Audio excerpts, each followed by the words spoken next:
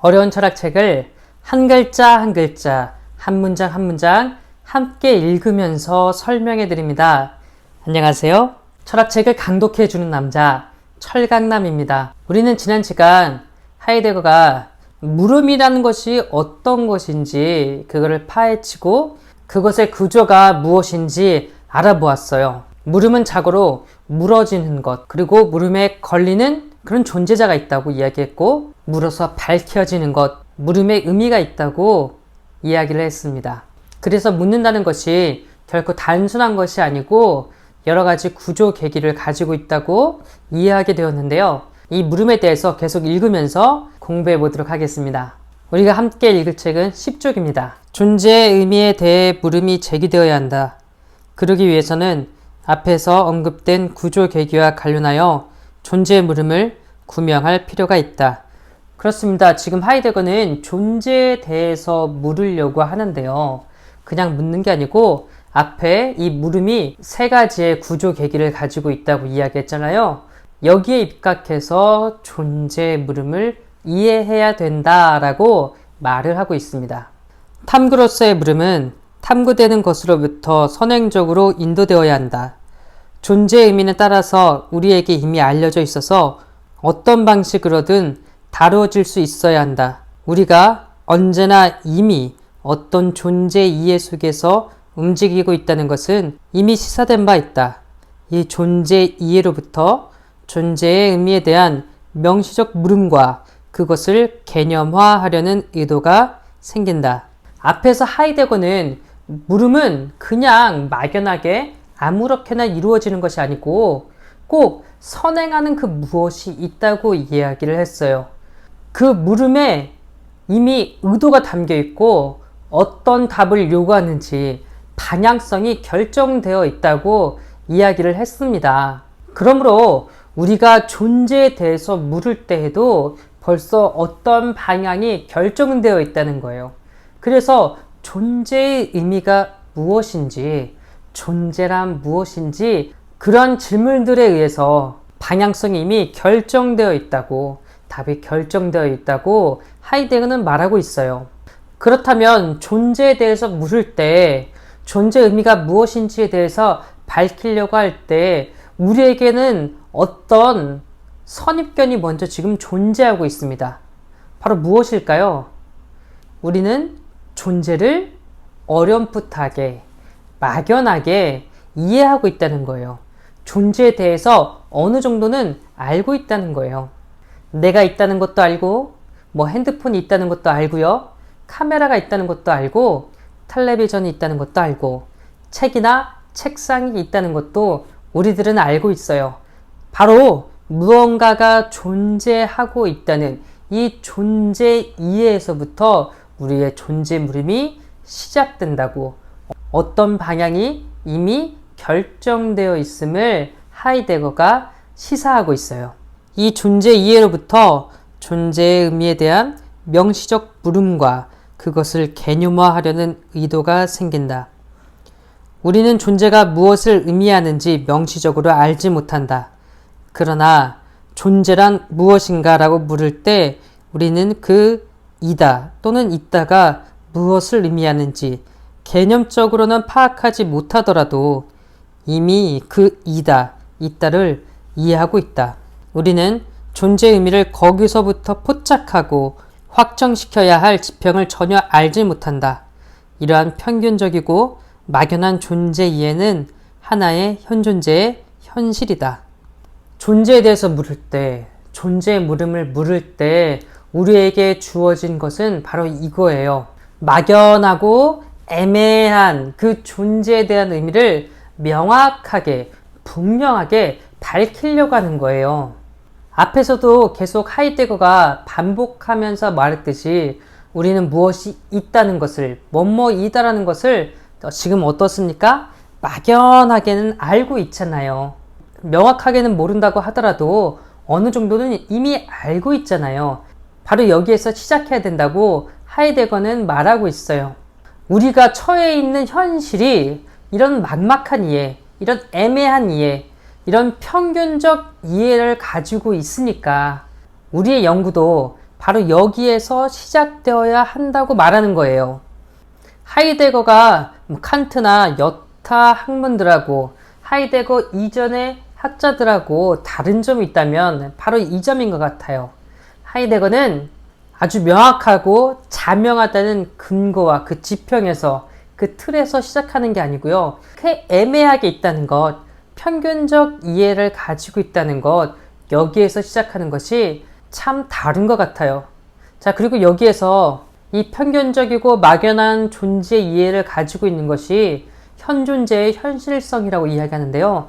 현존재는 하이데거가 사용하는 독특한 용어입니다. 바로 현존재란 말은 다른 용어로 일반적으로 우리가 상식적으로 말할 때는 인간이라고 가르쳐요. 그런데 하이데거는 일부러 인간 혹은 사람이라고 하지 않고 현존재라고 말을 하고 있는데요. 왜 그런지는 계속 읽어나가면서 설명을 드릴게요. 여기에서는 막연하게 제가 설명을 드릴 수밖에 없습니다. 하이데거는 우리가 처한 현실이, 현존재가 처한 현실이 애매하고 막연하기 때문에 그 학문도 이렇게 애매하고 막연하게 시작해요. 그냥 영화를 보면 밑밥만 던지는 것 같아요. 그리고 나중에는 이런 밑밥들을 하나하나 회수해 갈 거거든요. 그래서 제가 지금 앞에서 이걸 다 설명하려고 하면 이게 가능하지가 않습니다. 엄청나게 많은 시간이 필요할 거고요. 그 다음에 이 던져지는 밑밥들이 다 연결되어 있어요. 다 연결되어 있어서 모든 것들을 밝혀서 말해야 되기 때문에 지금은 좀 답답하시더라도 물도 없이 그냥 찐 고구마를 먹고 있는 것 같은 그런 팍팍한 느낌이 들더라도 어쩔 수가 없습니다.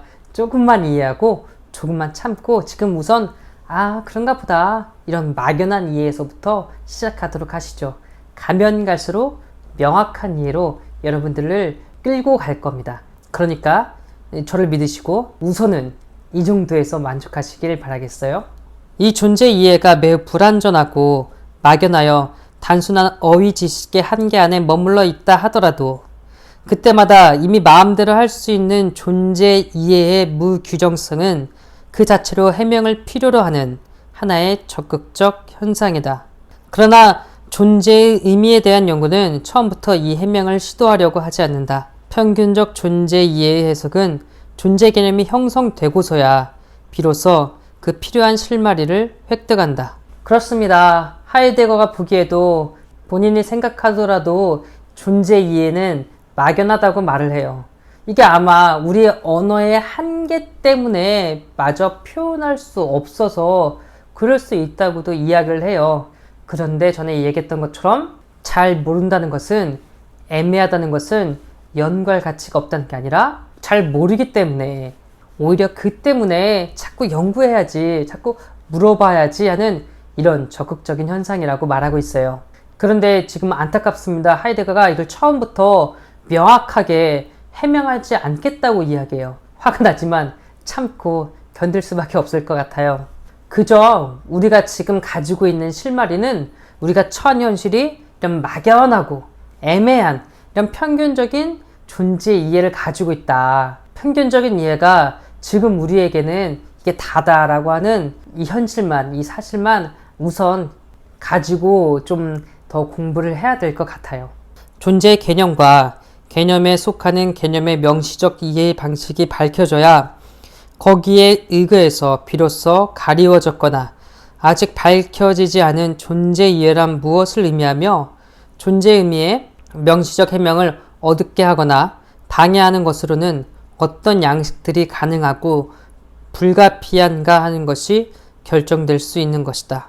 하이데거는 우리의 평균적이고 막연한 이런 존재 이해를 명확하게 가져가기 위해서는 지금 당장은 할 수 없고요. 존재 개념을 제대로 물어서 실존론적으로 혹은 존재론적으로 바로 물어서 먼저 그 지평을 획득한 다음에 물어야 된다고 말을 하고 있어요. 우리가 막연하고 애매한 존재 이해를 벗어나서 명확한 그런 존재 이해를, 존재 개념을 가진 다음에서야 존재의 의미를 밝힐 수 있다고 말을 합니다. 그리고 어떠한 개념들과 상황들 때문에 우리가 존재의 의미를 명확하게 가지고 있지 못했나, 그제서야 설명할 수 있다고 이야기를 하고 있어요. 나아가 평균적이고 막연한 존재 이해는 존재에 대한 전승적 이론들 및 견해들과 뒤섞일 수도 있다. 이 경우 이 이론들은 지배적 이해의 원천으로서 은폐된 채로 있다. 존재에 대한 물음에서 탐구되는 것은 비록 당장은 완전히 파악된 것이 아니라 하더라도 전혀 무지 상태로 있는 것은 아니다. 또한 우리가 가지고 있는 이 막연하고 평균적 이해들은 알고 보면 지금까지 우리에게 주어졌던 많은 이론들과 학문들을 통해서 잘못 가지고 온 것일 수도 있다고 하이데거는 말하고 있어요. 그래서 우리가 지금 존재에 대해서 알 수 있는 것은 그저 아무것도 모른 채 무지로만 있는 것은 아니고 어렴풋하게 조금이나마 막연하지만 비록 알고는 있다. 바로 여기에서 시작되어야 한다고 말을 하고 있는 것 같아요. 수행되어야 할 물음에서 물어지는 것은 존재이다. 존재는 존재자를 존재자로서 규정하는 그것이다. 존재가 어떻게 설명되든 존재자는 존재를 기반으로 해서 그때마다 이미 이해되고 있다. 존재자의 존재는 그 자신, 존재자가 아니다. 자, 우리가 물음에는 물어지는 것, 그리고 존재자, 물어서 밝혀지는 것, 존재, 의미, 이런 세 가지 구조 계기가 있다고 말을 했어요. 그러면 존재의 물음을 물을 때는 먼저 물어지는 것, 이것은 존재라고 말하고 있어요. 존재란 과연 무엇일까요? 하이데거는 여기에서 존재가 무엇인지 설명하고 있습니다. 여기에서 하이데거가 말하는 존재란 존재자를 존재자로 규정하는 그것이라고 말하고 있습니다. 말장난 같죠? 존재를 알아가는 지금 초기 단계에서는 그저 존재자를 규정하는 그것이라고 무엇이라고 밖에 말할 수 없는 것 같아요. 앞으로 존재가 무엇인지는 몇 가지 더 규정을 하기는 할 겁니다. 오늘은 앞으로 하이데거가 존재에 대해서 규정할 여러 가지 것 중에 첫 번째라고 생각하면 좋을 것 같아요. 여기에서 우선 알 수 있는 존재에 대한 의미는 이렇습니다. 존재자는 존재자에 의해서 규정되기 때문에 모든 존재자들은 바로 존재를 기반으로 해서 존재를 밟고 서서 존재자로서 존재하게 된다고 말할 수 있고요. 이 존재자의 존재는 존재자와 같은 그런 것들이 아니라고 이야기를 하고 있어요. 쉽게 이야기하자면 저도 존재자겠죠. 여러분도 존재자일 거예요. 이렇게 우리를 있게 하는 어떤 궁극적인 기반, 지반, 이렇게 이해하면 조금 더 나을까요? 적어도 유와 종차로서 파악될 수 있는 그런 것은 아니다. 이 정도까지만 생각하시면 좋을 것 같아요. 존재 문제의 이해에 있어서 최초의 철학적 진보는 옛날 얘기를 하지 않는 데 있다. 다시 말하면 그 진보는 마치 존재가 존재자일 수도 있는 성격을 가진 양, 존재자를 다른 또 하나의 존재자로 취급해서 그 발생적 유래에 쫓아 규정하지 않는 데 있다. 그러므로 물어지는 것으로서의 존재는 존재자의 발견과는 본질적으로 구별되는 독특한 증시 방식을 요구한다. 따라서 물어서 밝혀지는 것, 즉 존재의 의미도 고유한 개념성을 요구한다. 그러나 이 개념성은 다시 존재자를 의미상으로 규정하는 개념과는 본질적으로 구별된다. 하이데거는 말하는데요. 적어도 존재에 대해서 물을 때는 옛날 이야기를 하지 않는 거래요. 지금까지 존재에 대해서 이렇게 저렇게 이야기했던 그런 전승적 존재론에 대해서는 말을 하지 않는 거라고 말하고 있어요. 왜냐하면 우리가 지난 시간에 알아봤던 것처럼 지금까지는 존재를 마치 존재자인 것처럼 그렇게 여겨서 어떤 유래를 찾아서 기원을 추적하여 밝혀가는 그런 방식으로 알아왔기 때문이에요. 그러므로 존재는 이제 존재자를 파악하는 방식으로, 그런 방식으로 물어서도 안 되고 그렇게 물어봤자 존재 의미를 밝혀낼 수도 없다고 이야기합니다. 그러므로 존재에 대해서 물을 때는 존재에 맞는 그런 독특한 물음의 방식을 획득해야 한다고, 우리가 가지고 있어야 된다고 하이데거는 말하고 있어요. 그런데 이게 말이 쉽지 정말 쉽게 와닿나요? 저는 좀 읽어서 이 책을 이미 여러 번 읽었기 때문에, 그리고 여러 번 강의도 했기 때문에 무슨 말인가 하는데 걱정입니다. 처음 읽는 여러분들에게는 너무 막연하지는 않을지 계속 걱정되는 마음으로 읽고 있는데요.